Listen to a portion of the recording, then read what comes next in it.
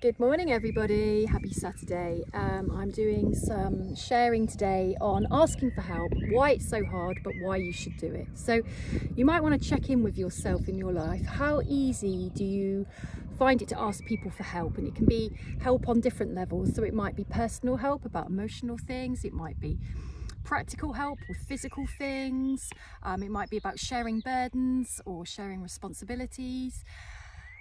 And if there's any issue around doing that, which is a really common thing, checking in with why, look at what the blocks are to asking for help, because everybody needs help, everybody needs connection, everybody needs to share the pressures and burdens of living in modern society, raising families, pressures of work, pressures of money, and emotional stuff. So we are still coming out of generations where stiff upper lip, you know, we don't talk about emotions don't exist, they're all in the head. Well, yeah, they are, we feel them, we compute them, we feel them in our hearts.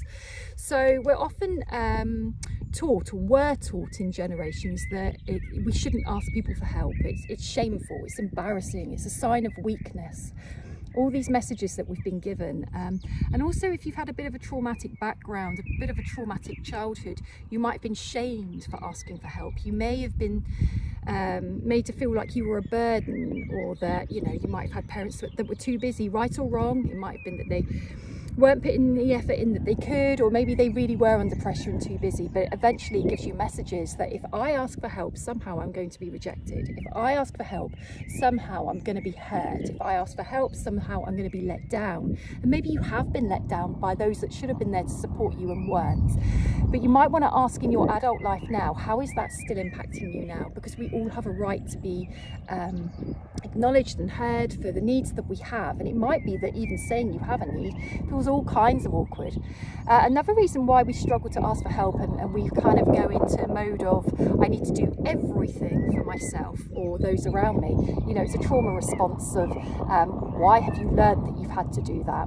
And then to suddenly relinquish that identity to the fact that you might be the doer, the one who does all, might be really, really uncomfortable. So suddenly relinquishing control and sharing responsibilities out to others so that you're unburdened may suddenly create a void in your life where you think, actually, if I give away the things that I do, who am I? How will people see me?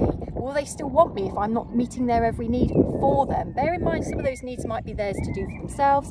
And if you're somebody who's a doer, you might be taking away responsibility from others who need to be learning responsibility for themselves, or stepping up on their own 2 feet, or doing certain things for themselves. So really, it's a win-win. If you're learning to start asking for help, it not only benefits you because it's your healing, but it might benefit those around you as well. I've been a sucker for asking for help most of my life. It is a trauma response.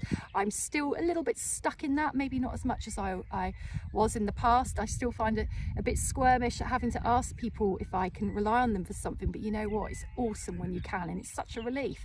And you know what's the worst they can say? No. So be it. Have a good Saturday.